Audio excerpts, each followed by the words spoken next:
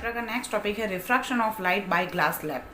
तो रिफ्रैक्शन हम लोगों ने ऑलरेडी देख लिया है कि रिफ्रैक्शन किसको बोलते हैं, जब लाइट जो है वो एक मीडियम से दूसरे मीडियम में जब जाती है तो वो स्लाइटली बेंड होती है, दैट इज कॉल्ड रिफ्रैक्शन। तो दो मीडियम होना ज़रूरी होता है रिफ्रैक्शन के लिए। तो बहुत कॉमन फिनोमेना हम लोग देखते हैं कि पानी का ग्लास जो है वो अगर आधा लेते हैं, उसमें पेंसिल डालते हैं, तो हम लोग जब नीचे बीच में से जब देखते हैं तो ऐसा लगता है जैसे पेंसिल जो है वो टूट गई है, that is because of refraction. ठीक है, अब रिफ्रैक्शन कैसे होता है वो हम लोगों को समझना है। तो ये मैंने यहाँ पे, अब देखो फिगर दिख रही है उसको, तो यहाँ पे फिगर में आपको ग्लास स्लैब, बीच में जो है वो ग्लास स्लैब है, मतलब ग्लास का एक रेक्टेंगल जो है वो पीस है, उसमें से रिफ्रैक्शन कैसे होता है तो वो हमको समझना है। देखो, तो फर्स्ट आपका ग्लास के पहले, अगर हम लोग पहली फिनोमेना देखें तो ग्लास का जो पहला है, एयर जब एंटर होगी तो एयर टू ग्लास, तो एक बार वहां पे रिफ्रैक्शन होगा, दूसरी बार ग्लास टू एयर, मतलब दूसरी बार भी रिफ्रैक्शन होगा। तो देखो डॉटेड लाइन दिख रही है आपको कि ये स्ट्रेट लाइन में लाइट जो है वो जानी चाहिए थी लेकिन गई नहीं है, वो स्लाइटली शिफ्ट हो गई है। क्यों ऐसा हुआ? That is because of refraction. अब जो पॉइंट पे लाइट गिर रही है वहां पे मैं डॉटेड लाइन से नॉर्मल ड्रॉ कर रही हूँ, नॉर्मल मतलब परपेंडिकुलर, जिसकी हेल्प से हम लोगों को रिफ्रैक्शन जो है वो समझ में आएगा।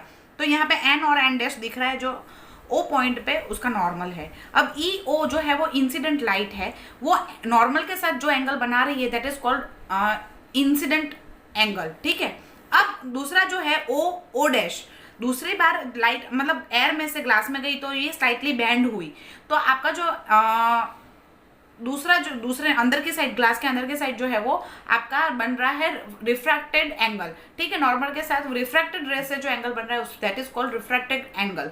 तो रिफ्रैक्टेड एंगल जो है वो स्लाइटली, देखो आप दिख रहे हो डॉटेड लाइन से, आपको दिख रहा होगा स्क्रीन पे कि वो थोड़ा सा बैंड हुआ है। अब ग्लास से जब बाहर निकला तो ये दूसरी बार रिफ्रैक्शन होगा। तो अब ये केस के अंदर जो हमारा ओ डैश जो है वो अब इंसिडेंट रे बन गया, और जो दूसरा जो है बाहर जो निकल रहा है रे वो आपका रिफ्रैक्टेड रे बन गया। तो दूसरी बार रिफ्रैक्शन होने की वजह से ये स्लाइटली और बेंड हो रहा है, जिसकी वजह से डॉटेड लाइन की जगह पे, सीधी लाइन पे आने की जगह पे ये स्लाइटली शिफ्ट हुआ है, that is called lateral shift of रे। ठीक है, तो ये ग्लास स्लैब के साथ होता है कि दो बार रिफ्रैक्शन होने की वजह से रे जो है वो स्लाइटली शिफ्ट होता है। अब लॉ ऑफ रिफ्रैक्शन हमको समझना है।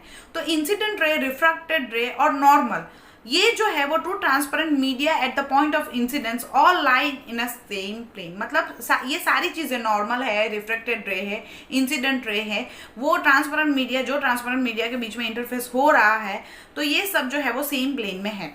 अब ratio of sine of angle of incident and sine of angle of refraction is a constant. Sine that is a terminology use in a maths, वो आपको आएगा तब आपको समझ में आ जाएगा कि साइन मतलब क्या है। अभी आपको याद रखना है, एक ये ट्रिगोनोमेट्रिक मेजरमेंट्स है, जो इंसिडेंट एंगल का और रिफ्रैक्शन का हम लोग साइन वैल्यू ढूंढेंगे और उसका रेशियो लेंगे तो वो कांस्टेंट होता है। ठीक है, तो for the light of given colour and given pair of media, मतलब जो मीडियम हम दोनों, जो दो मीडियम के बीच में रिफ्रैक्शन हो रहा है उसके पैर के बीच में और कलर के बीच में ये जो है रेशियो जो है वो कांस्टेंट रहता है, तो इसको बोला जाता है Snell's law. Is most important question जो है वो बोर्ड में पूछा गया, right down about the Snell's law. तो स्नेल्स लॉ ये है कि इंसिडेंट एंगल और रिफ्रैक्टेड एंगल का साइन वैल्यू कांस्टेंट होता है। ठीक है, तो एंगल ऑफ इंसिडेंट जो है और उसका हम लोग बोलते हैं आई, और रिफ्रैक्टेड एंगल जो है उसको हम लोग बोलते हैं आर। तो देखो यहाँ पे ये स्नेल्स लॉ का मैथमेटिकल रिप्रेजेंटेशन है, sine I by sine R is equal to constant. तो कांस्टेंट वैल्यू जो है उसको बोला जाता है दोनों एक मीडियम के रिस्पेक्ट में दूसरे मीडियम की रिफ्रैक्टिव इंडेक्स। ये आपको याद रखना है, what is the refractive index? Ratio of incident angle and refracted angle का साइन वैल्यू जो है that is called refractive index. ये रिफ्रैक्टिव इंडेक्स से हमको वो मटेरियल की रिफ्रैक्शन कैपेसिटी पता चलती है। तो यहाँ पे रिफ्रैक्टिव इंडेक्स समझने के लिए और हम लोग आगे करते हैं। तो देखो यहाँ पे N12 लिखा है और N21 लिखा है, मतलब कि जो फर्स्ट मीडियम है उसको हम लोग 1 नंबर दे देते हैं, सेकंड मीडियम जो है, जो मीडियम में लाइट जा रही है एक मीडियम से दूसरे मीडियम में, उसको में हम लोग सेकंड ले लेते हैं। तो उसका ratio speed of light in a medium 1 and speed of light in a medium 2, अगर मैं दोनों का रेशियो लेती हूँ तो रिफ्रैक्टिव इंडेक्स के लिए ये एन जैसा सिंबल दिख रहा है, that is called eta. Eta 1 and eta 2 ये दोनों का जो कांस्टेंट है that is called refractive index. अगर हम लोग ऐसे ही 2 और 1 मतलब दूसरे मीडियम को पहले लेते हैं और 1 तो that is called eta 2 and 1। तो ये भी रिफ्रैक्टिव इंडेक्स का फॉर्मूला है, वो आपको याद रखना है। अब जब हमको पता है कि रिफ्रैक्टिव मीडियम, दो मीडियम के बीच का जो लाइट की स्पीड होती है उसका रेशियो लेते हैं, उसको हम लोग रिफ्रैक्टिव इंडेक्स जो है वो बोलते हैं। जब एक मीडियम कंप्लीटली, देखो speed of light in air and speed of light in a medium, मतलब एक मीडियम जो है वो एयर होना चाहिए और दूसरा मीडियम हम कोई भी ले सकते हैं, तब ये बन जाता है C/V, that is called absolute refractive index.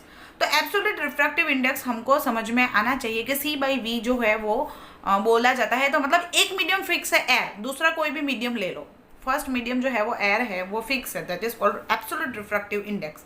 Refractive index मतलब कोई भी दो मीडियम के अंदर लाइट की स्पीड का ratio, that is called refractive index. लेकिन एब्सोल्यूट रिफ्रैक्टिव इंडेक्स कब बोलेंगे कि एक मीडियम कंपलसरी एयर होना चाहिए। यहाँ पे आपको डिफरेंट डिफरेंट मटेरियल के टेबल में एब्सोल्यूट रिफ्रैक्टिव इंडेक्स वैल्यू जो है वो दी गई है, वो आपको याद रखनी है, 1 मार्क्स क्वेश्चन में पूछ सकते हैं। अब देखते हैं लेंस के बारे में। तो लेंस जो है वो अगेन 2 टाइप्स के होते हैं, कॉन्वेक्स एंड कॉनकेव। कॉन्वेक्स जो लेंस है वो कन्वर्जिंग है, लाइट को कन्वर्ज करता है, एक जगह पे कॉन्सेंट्रेट करता है। कॉनकेव जो है वो लाइट को डाइवर्ज करता है, मतलब फैलाता है लाइट को।